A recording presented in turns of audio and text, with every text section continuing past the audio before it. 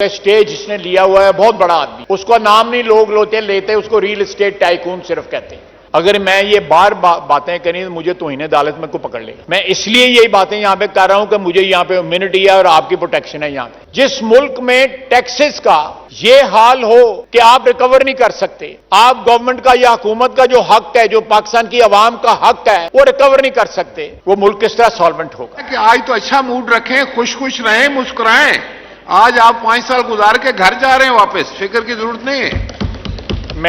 मेरे भाई जो है वो नाराज हो रहे हैं, तो आज तो हैप्पी एंडिंग करनी है, खुशगवार माहौल में। अब मेरा ख्याल है तो ख्वाजा साहब से भी मैं गुजारिश करूंगा कि सियासी तकारीर तो हम करते रहते हैं, आज खुशगवार माहौल में बातचीत होनी चाहिए। कल एक शख्स कह रहा था कि अपने वकीलों को मुझे जेल से निकालो।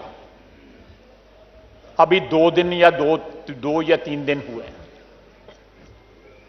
और एक ऐसे केस में वो पकड़ा गया है जो मैं समझता हूं कि साहिब इख्तिदार लोगों के लिए शर्म का मुकाम है कि आप तोहफे मिलते हैं तो आप उनको बेच देते हैं। अल्लाह ताला माफ फरमाए। तोहफे जो होते हैं वो चेरिश करने के लिए होते हैं, वो होल्ड करने के लिए होते हैं, निशानी के तौर पे फख्र के साथ होल्ड करने के लिए होते हैं, ताकि आपकी आने वाली नस्लें भी जो है उन यादगारी चीज़ों को जो है चेरिश कर सकें, उनका एहतराम कर सकें और अपने बुजुर्गों को याद करें। लेकिन उसने सौदागरी की, पहले बेचे, फिर पैसे लिए, पैसे कुछ जमा कराए, कुछ जो है प्रॉफिट के तौर पे अपनी जेब में डाल ली और हजारों लाखों उसके चाहने वाले हैं जो समझते हैं कि ये कोई जुर्म ही नहीं है। आप इससे अंदाजा लगाएं कि हमारी ज़हनी पस्ती का क्या हाल है, कितना जवाल आया है हमारी अखलाकी, ज़हनी और माशरती पस्ती पर।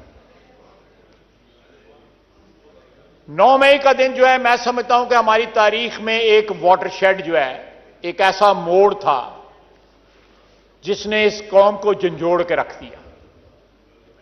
मैं कल प्राइम मिनिस्टर के साथ और भी हमारे कोलीग्स जो हैं, कैबिनेट कोलीग्स जो हैं, वहां पे थे।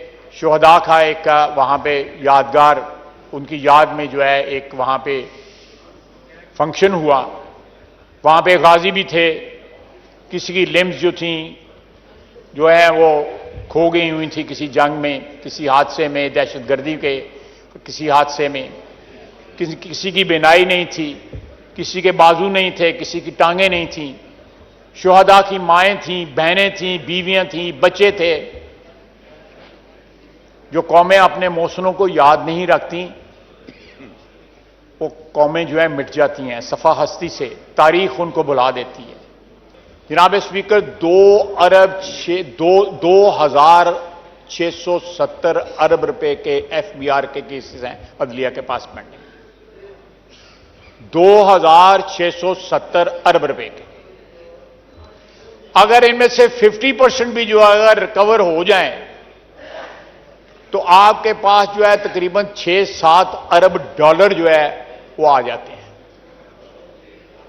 लेकिन किसी की तवज्जो नहीं है उस तरफ। इसी अदलिया के सामने एक स्पेक्ट्रम का, मुझे नहीं पता स्पेक्ट्रम क्या होता है, लेकिन ये हमारी जो मोबाइल टेलीफोन है, इनका स्टे दिया हुआ है, दहाइयों पुराना स्टे है, 15 साल पुराना स्टे है। $700 मिलियन का अगर स्टे वेकेट हो जाए तो वो बिक सकता है। $700 मिलियन का स्टे दिया हुआ है, क्योंकि स्टे जिसने लिया हुआ है बहुत बड़ा आदमी है। उसका नाम नहीं लोग लेते उसको रियल एस्टेट टाइकून सिर्फ कहते हैं। एक और कंपनी है, उसने 21 अरब रुपया देना है, उन्हें भी 16 साल का स्टे लिया हुआ है। एक और कंपनी है, उन्होंने 70 अरब रुपए के ऊपर स्टे लिया हुआ है।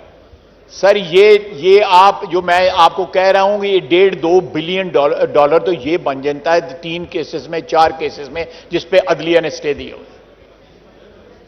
अगर मैं ये बातें करी तो मुझे तौहीन अदालत में को पकड़ लेगा।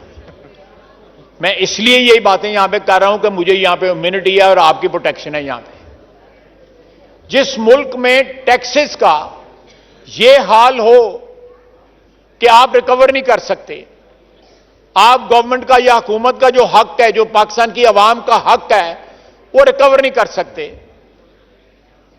वो मुल्क किस तरह सॉल्वेंट होगा? दूसरा जनाब स्पीकर, 4000 अरब से ज्यादा इस वक्त सर्कुलर डेट है हमारा, गैस का और बिजली का। आप उसमें कमी कर रहे हैं। करप्शन जो है, जिस तरह हमारी करप्शन आहिस्ता आहिस्ता हमारे मुल्क के जो माशी ढांचे को खा रही है, बिजली चोरी, टैक्स चोरी, गैस चोरी, आप अंदाजा नहीं लगा सकते कि शहरों के दरमियान बड़ी बड़ी मार्केटों के अंदर 82% जो है वो बिजली चोरी होती है। 80% आप वजीर रहे हुए हैं इस महकमे के। सर, ये मुल्क किस तरह सॉल्वेंट होगा? नहीं सॉल्वेंट हो सकता जब तक यहां पे जो करप्शन, और ये हमारी जो करप्शन जो है, पावरफुल तबके की करप्शन जो है, वो एक्चुअली पॉवर्टी को फीड कर रही है, वो गुर्बत बढ़ा रही है, वो महंगाई बढ़ा रही है। हमारे पास रिसोर्सेज फ्रॉम विदिन हैं, हमें किसी आईएमएफ की जरूरत नहीं है, किसी वर्ल्ड बैंक की जरूरत नहीं है, एक एक डेढ़ 2 बिलियन डॉलर के लिए। और जब हमारे मुकदमात जो हैं यहां पे कई सालों से, कई दहाइयों से अदालतों में जो है, मैं ये मसला सिर्फ इसलिए उसका जिक्र कर रहा हूं कि कम से कम हो सकता है कोई जज साहिबान जो है वो सुन लें और उनको थोड़ा बहुत जो है कोई आ जाए ख्याल कि पाकिस्तान जो है उसको माशी तौर पर उसका इस्तेहकाम जो है वो भी जरूरी चीज है। वो एक जज था, उसने डैम फंड इकट्ठा किया था, वो 10-12 अरब रुपया पता नहीं किधर है उनके पास। उसकी आज नेट प्रेजेंट वैल्यू क्या रह गई होगी पिछले 5-6 साल के अंदर या 7 साल के अंदर क्या रह गई होगी? उसकी कोई इन्वेस्टमेंट नहीं है, ना उस पर कोई रिटर्न है। मैंने अभी कहा कि नवंबर के बाद जो स्टेबिलिटी आई, पूरी कोशिश की गई, मैं ऐनी गवाह हूं कि नवंबर में जो अपॉइंटमेंट हुई, जो चेंज ऑफ कमांड हुई, उसको मुतनाज़ा बनाने की पूरी कोशिश की गई ताकि स्टेबिलिटी इस मुल्क में ना आए। अल्हम्दुलिल्लाह स्टेबिलिटी यहां पे रिस्टोर हुई और इंशाअल्लाह ताला इलेक्शंस होते हैं, इसके बाद जो है नई कौमी असेंबली का नया ऐवान बनता है तो मजीद स्टेबिलिटी यहां पे आएगी। और ये जो गूमगू की कैफियत है, जो एक ऐसी कैफियत है कि जो हमें ना सिर्फ माशी तौर पे बल्कि माशरती तौर पे, इखलाकी तौर पे ये कैफियत जो है हमें जो है वो order in the house please. आपस में ऊंची आवाज से अगर आप बात करेंगे तो जो ऑनरेबल मेंबर के पास फ्लोर है वो डिस्टर्ब हो जाते हैं। तो आज तो हैप्पी एंडिंग करनी है, खुशगवार माहौल में, मेरा ख्याल है। तो ख्वाजा साहब से भी मैं गुजारिश करूंगा कि सियासी तकारीर तो हम करते रहते हैं, आज खुशगवार माहौल में बातचीत होनी चाहिए। जी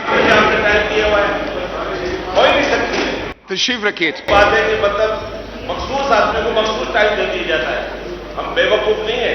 जब 5 आप तशरीफ रखिए सलाउद्दीन साहब, आप तशरीफ रखिए। अभी तो मैंने कहा है कि आज तो अच्छा मूड रखें, खुश रहें, मुस्कुराएं।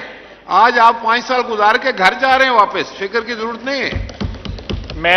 मेरे भाई जो है वो नाराज हो रहे हैं, तो अगर वो इस हॉल में हर वक्त बैठे होते हैं तो आप भी गवाह हैं, मैं भी यहां बैठा होता हूं, तो मैं भी यहां पे हाजिरी पूरी देता हूं। तो ठीक है, उनका भी हक है, जितना मेरा हक है उतना उनका भी हक है, मैं उसको डिनाई नहीं करता। और वो कह रहे हैं कि मैं कोई तारीख बयान कर रहा हूं। जब तारीख से आप इर्रेलेवेंट होंगे तो फिर आपका माजी से इर्रेलेवेंट होंगे, फिर आपका मुस्तकबिल भी कोई नहीं होगा। सीधी बात है। मुस्तकबिल तब बनता है कौमों का जब वो अपने माजी को जो है वो रेलेवेंट रखें जो है। मैं वाइंड अप करते हुए जनाबे कुछ थोड़े से मिनट में, जनाब स्पीकर, इस इलेक्शन में और आने वाली असेंबली में सबसे बड़ा इशू जो है वो इकोनॉमी का होगा। जिस तरह इस वक्त हमारी महंगाई जो है हमारे मुल्क के अंदर बाइट कर रही है अपने एक आम शहरी को, उसका अंदाजा शायद ही हम लगा सकते हैं। मैंने पहले भी अपनी तकारीर में कहा कि महंगाई के और मुल्क के सॉल्वेंट होने के, मुल्क के खुद कफील होने के तमाम तर जो रिसोर्सेज हैं वो इस मुल्क के अंदर हैं, और उसमें अदलिया का बहुत बड़ा रोल है।